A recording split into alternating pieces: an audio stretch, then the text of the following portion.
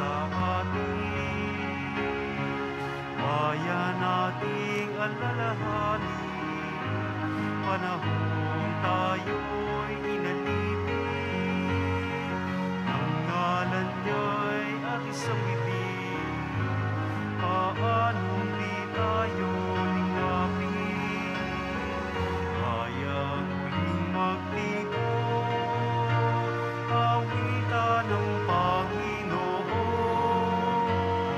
Sa pag-isariwain, pagliligtas niya sa atin.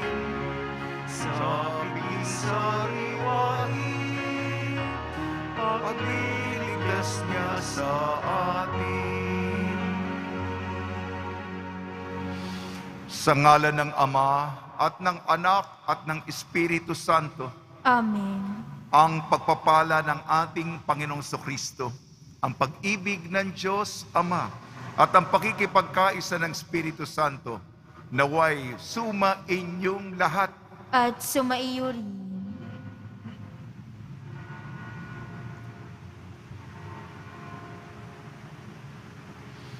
Ang ating banal na pagdiriwang, ang Sagradong Misa, ay pagdiriwang ng kapistahan ni San Lucas, manunulat ng mabuting balita. Kakatanggap po tayo ng mabuting balita. At ang mabuting balita ukol kay Jesus. At ang kwento niya ay sinulat ni San Lucas.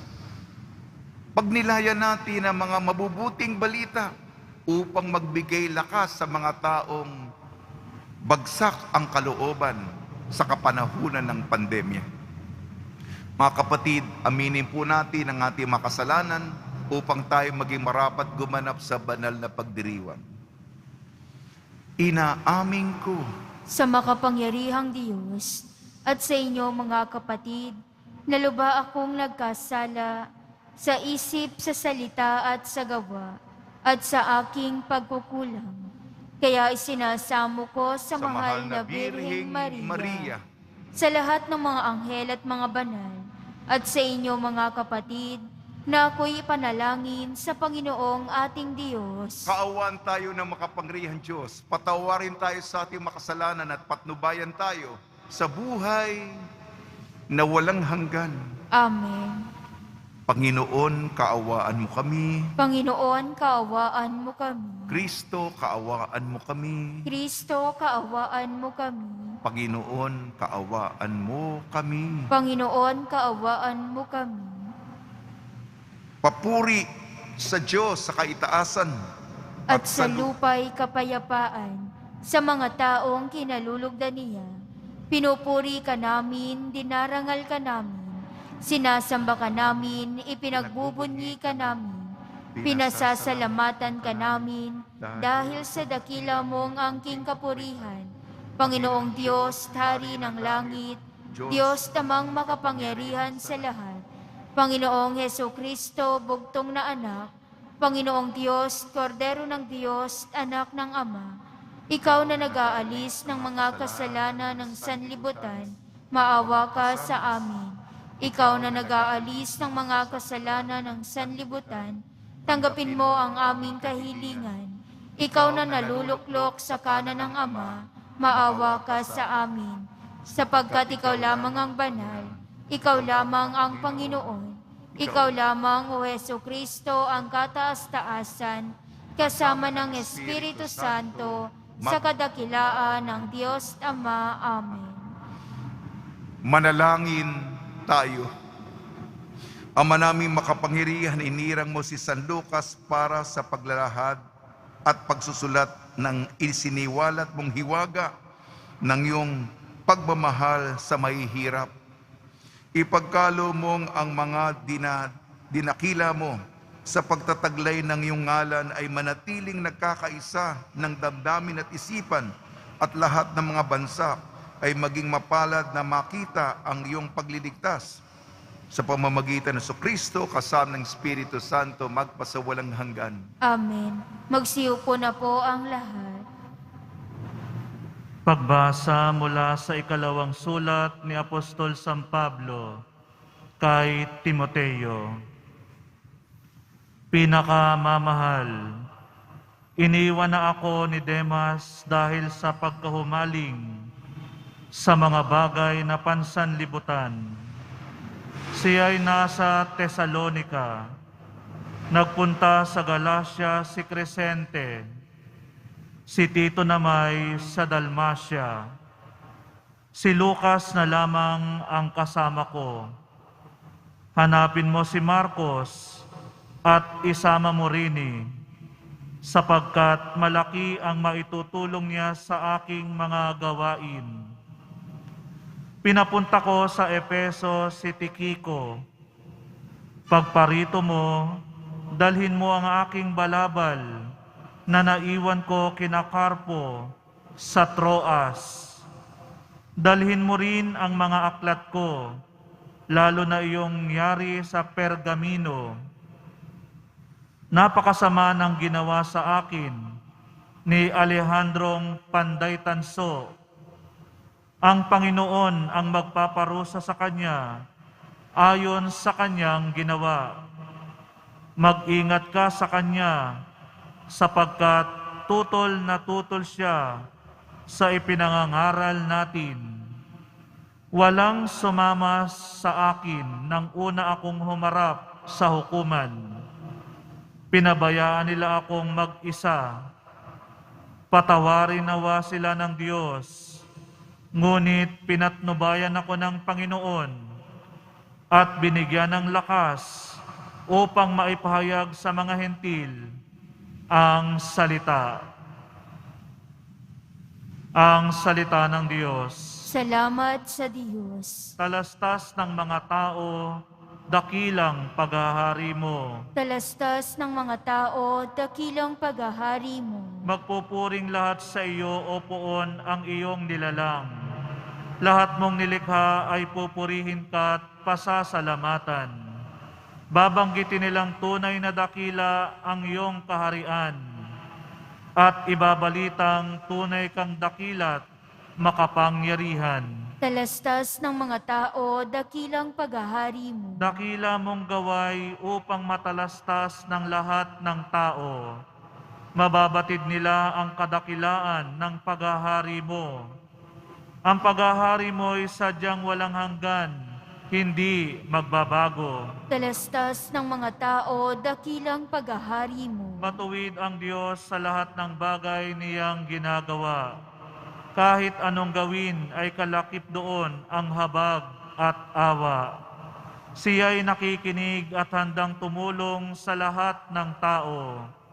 Sa sinamang taong pagtawag sa Kanya'y tapat at totoo. Talastas ng mga tao, dakilang paghahari mo. Magsitayo po ang lahat.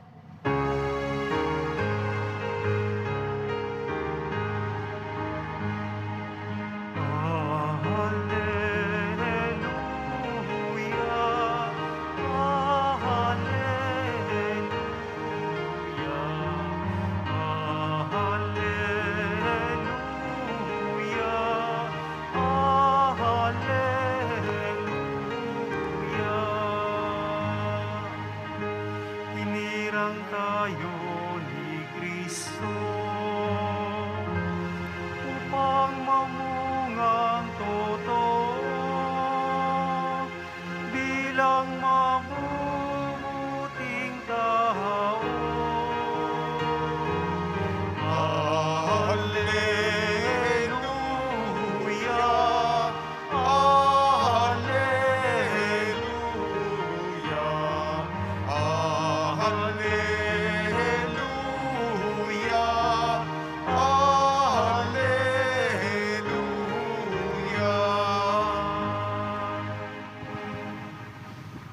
Sumainyo ang Panginoon. At sumaiyo rin. Ang mabuting balita ng Panginoon ayon kay San Lucas. Papuri sa iyo, Panginoon.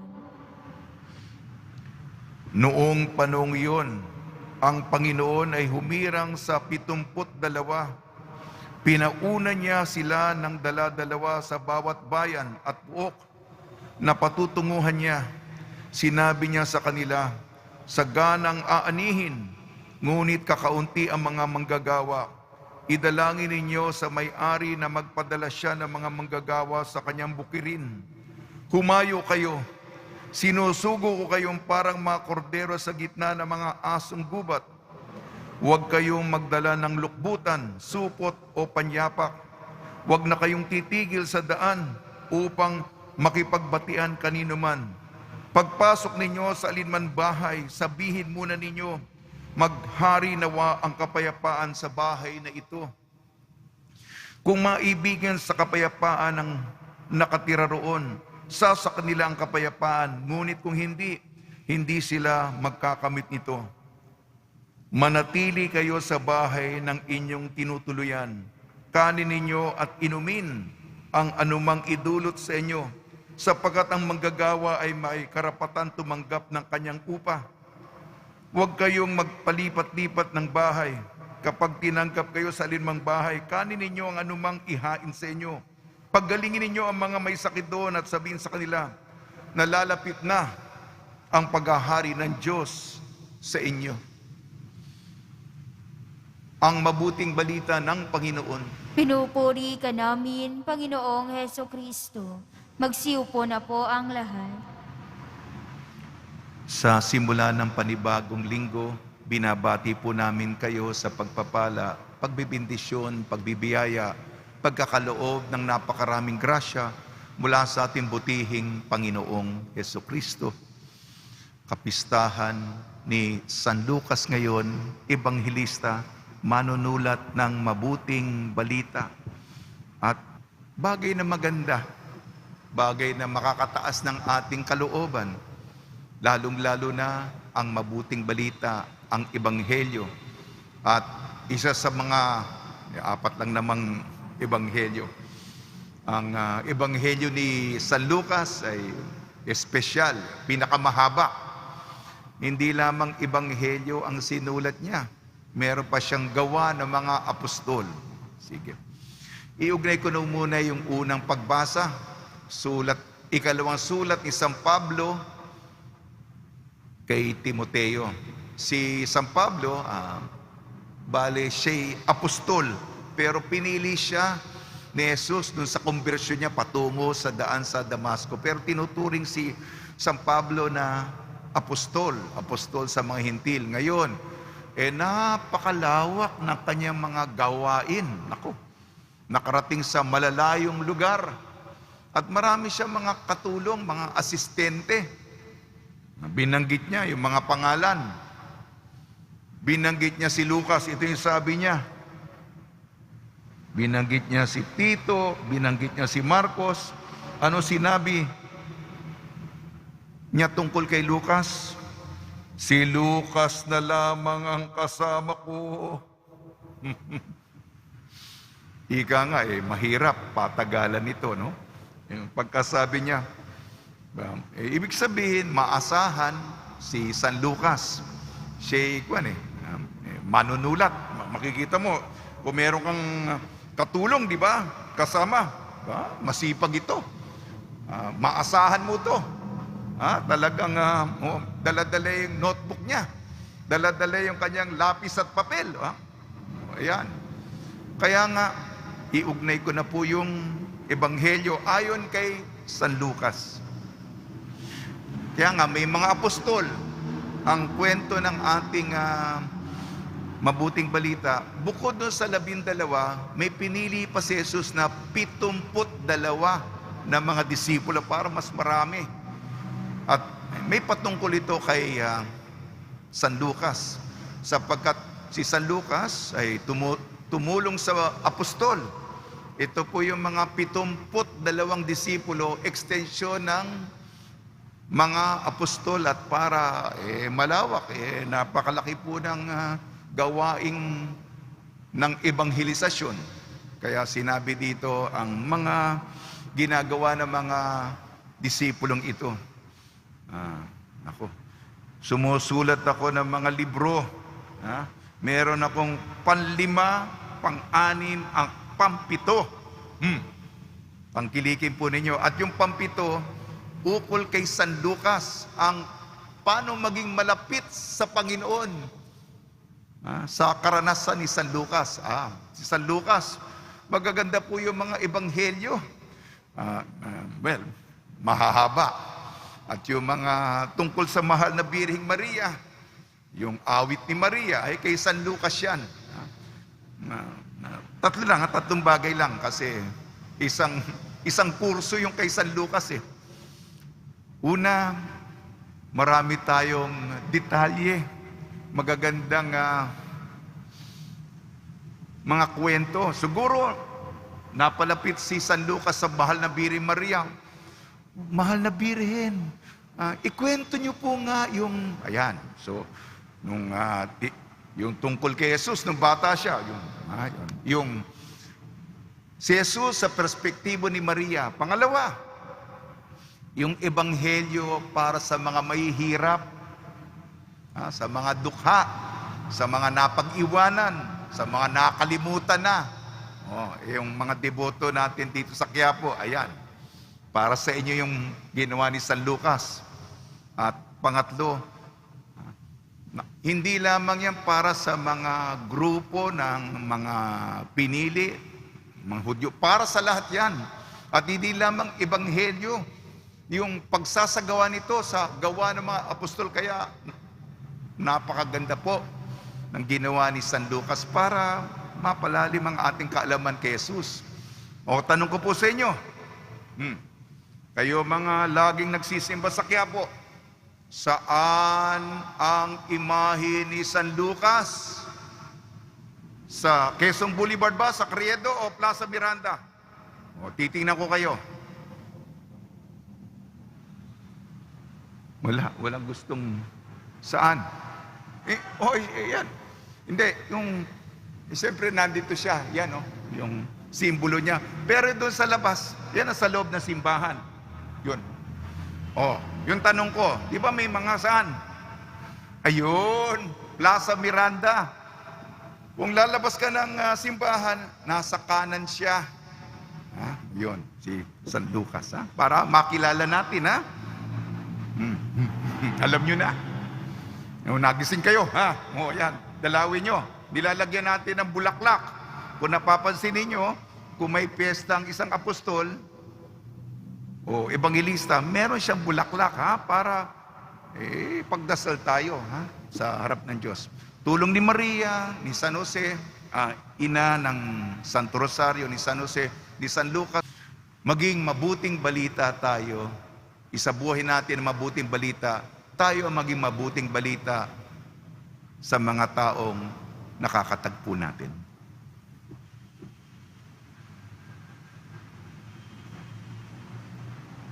Magsitayo po ang lahat.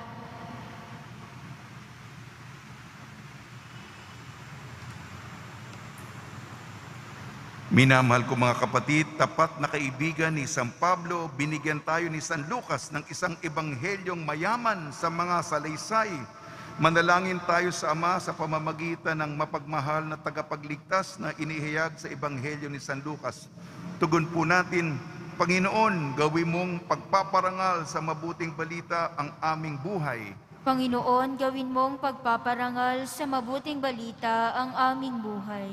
Ang simbahan naway gisingin sa mga kasapi nito, ang pagkagutom at pagkauhaw sa tinapay ng buhay na walang hanggan.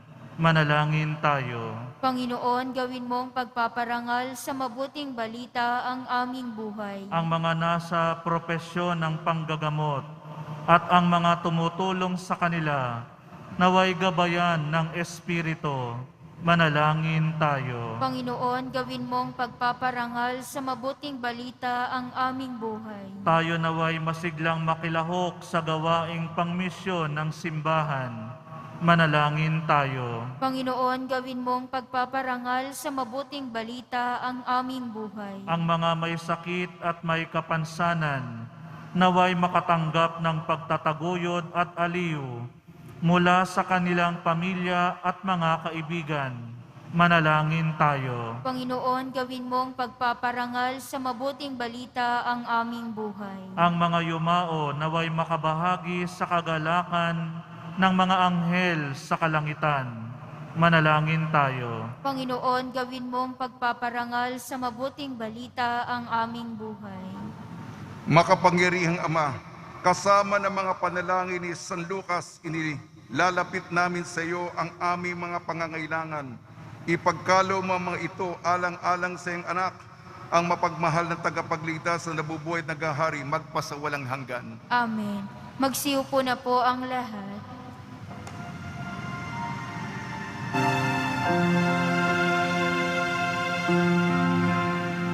Paghahanda ng alay ay narito po. Ang alak at tinapay dala sa altar mo. Anyo'y magiging tunay, dugo mo't katawan. Aming tatanggapin ngayon, magbibigay buhay. Paghahanda ng alay, ngayon ay sisimlan. Ang alak at tinapay ay bebendisyonan. Anyo'y magiging tunay, dugo mo't katawan. Ito'y aming tatanggapin sa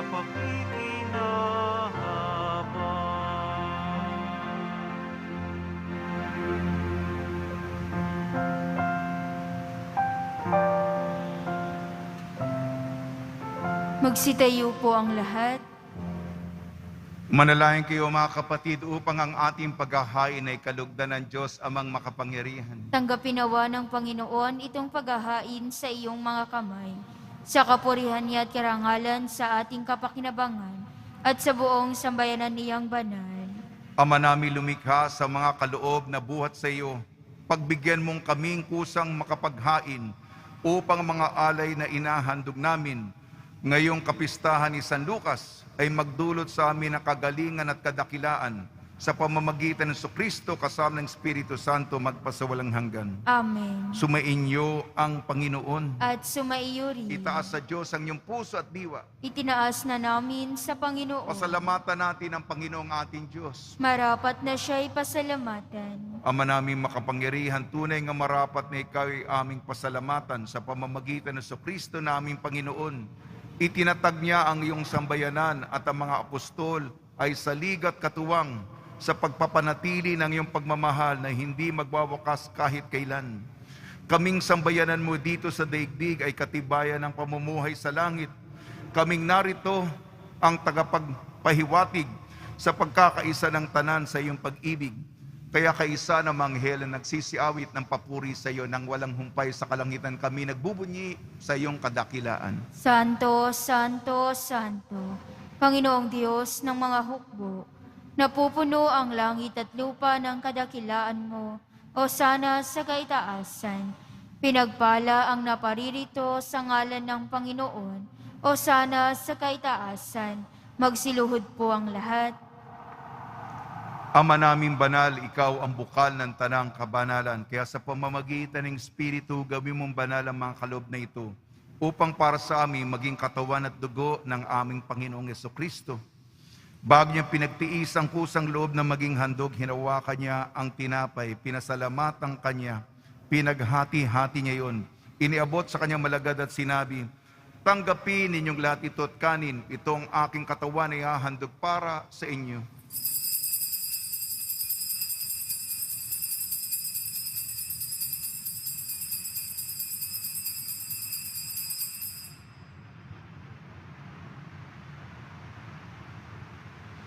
Gayun din naman nang matapos ang hapunan, hinawakan niya ang kalis, muli kanyang pinasalamatan. Inibot niyang kalis sa kanyang malagad at sinabi, tanggapin ninyong lahat ito at inumin. Ito ang kalis ng aking dugo, ng bago at walang hanggan tipan. Aking dugo na ibubuhos para sa inyo at para sa lahat, sa kapagpapatawad ng makasalanan. Gawin ninyo ito sa pag-alala sa akin.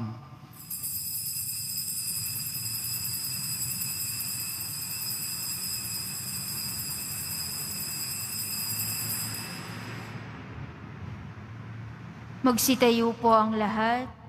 Ipagbunyi natin ang misteryo ng pananampalataya. Si Kristo'y namatay, si Kristo'y nabuhay. Si Kristo'y babalik sa wakas ng panahon. Ama, ginagawa namin ngayon ang pag-alala sa pagkamatay at muling pagkabuhay ng iyong anak. Kaya't inialay namin sa iyong tinapay na nagbibigay buhay at ang kalis na nagkakaloob ng kaligtasan. Kami nagpapasalamat dahil kami minarapat na tumayo sa harap mo para maglingkod sa iyo. Isinasamo namin kami magsasalo-salo sa katawan at dugo ni Kristo ay mabuklod sa pagkakaisa sa pamamagitan ng Espiritu Santo. Ama, lingapin mo yung simbahang laganap sa buong daigdig. Puspusin mo kami sa pag-ibig kaysa ni Francisco na aming Papa, ni Jose na aming Obispo at ng Tanang Kaparian. Alalahanin mo rin ang mga kapatid namin na himlay na may pag-asang sila'y muling mabubuhay, gayon din ang lahat ng mga pumanaw. Kaawan mo sila at patuloyin sa iyong kaliwanagan.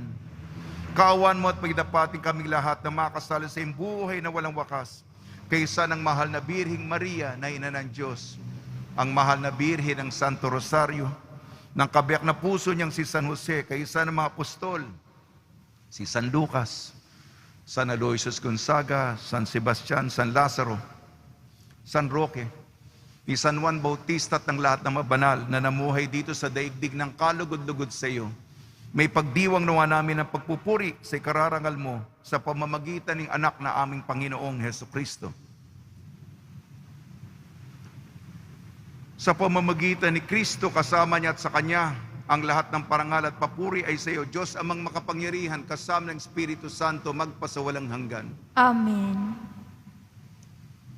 Sa tagubili na nakakagaling na utos sa turo ni Heso Kristo na Panginoon natin at Diyos, ipahayag natin ang lakas loob. Ama namin, sumasalangit ka, sambahin ang ngalan mo, mapasa amin ang kaharian mo. Sundin ang loob mo dito sa lupa para nang sa langit. Bigyan mo kami ngayon ng aming kakanin sa araw-araw at patawarin mo kami sa aming mga sala para ng pagpapatawad namin sa nagkakasala sa amin. At huwag mo kaming ipahintulot sa tukso at iadya mo kami sa lahat ng masama. Hinihiling namin kami iadya sa lahat ng masama. Pagkalooban ng kapayapaan, araw-araw iligtas sa kasalanan at ilayo sa lahat ng kapahamakan.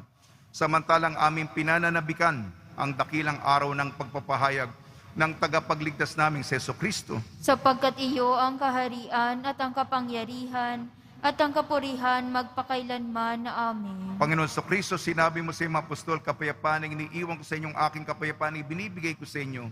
Tungyan mo ng aming pananampalataya at huwag ang aming mapagkakasala. At pagkalooban mo kami ng kapayapaan at pagkakaisa yun sa iyong kalooban, kasama ng Espiritu Santo, magpasawalang hanggan. Amen. Mga kapatid, mga kaibigan, sumunyo po ang kapayapaan ng ating Panginoon. At sumaiyo rin. Magbigayan po tayo ng kapayapaan sa isa't isa. Kordero ng Diyos na nag-aalis ng mga kasalanan ng sanlibutan, maawa ka sa amin. Kordero ng Diyos na nag-aalis ng mga kasalanan ng sanlibutan, maawa ka sa amin. Kordero ng Diyos na nag-aalis ng mga kasalanan ng sanlibutan, ipagkaloob mo sa amin ang kapayapaan. Magsiluhod po ang lahat. Ito ang kordero ng Diyos, ito nag-aalis ng kasalanan ng sanlibutan, mapalad na mainayayahan sa kanyang piging. Panginoon, hindi ako karapat-dapat na magpatuloy sa iyo, ngunit sa isang salita mo lamang ay gagaling na ako.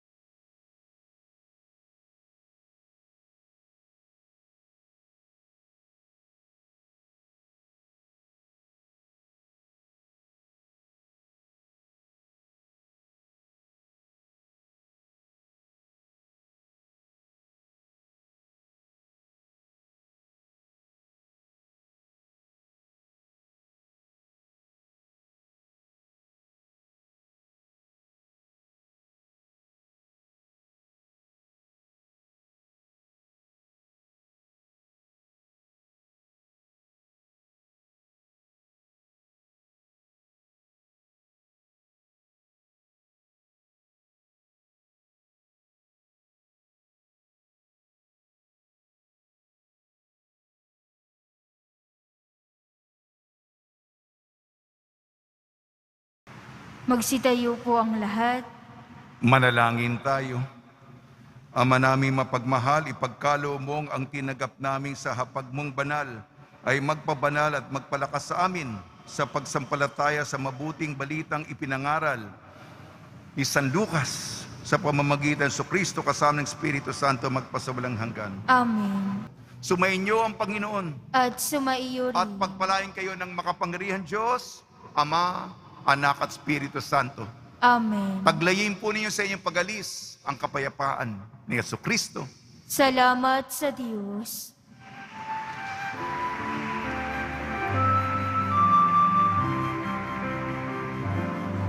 Nuestro Padre Jesus Nazareno, sinasamba ka namin, pinipinto ka namin, aral mo ang aming buhay at kaligtasan.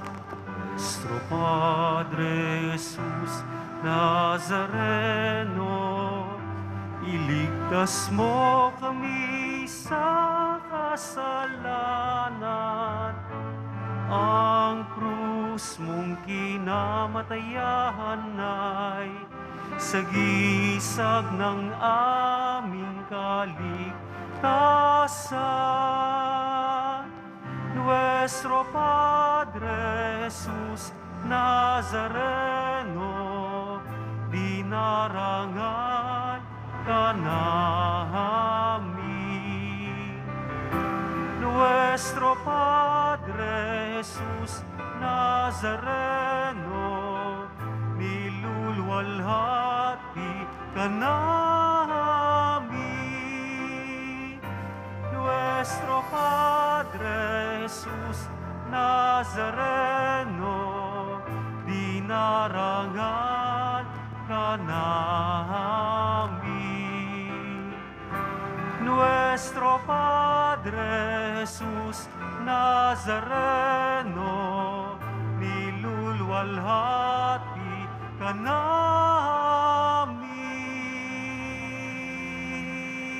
namin. Magsiupo na muna po ang lahat.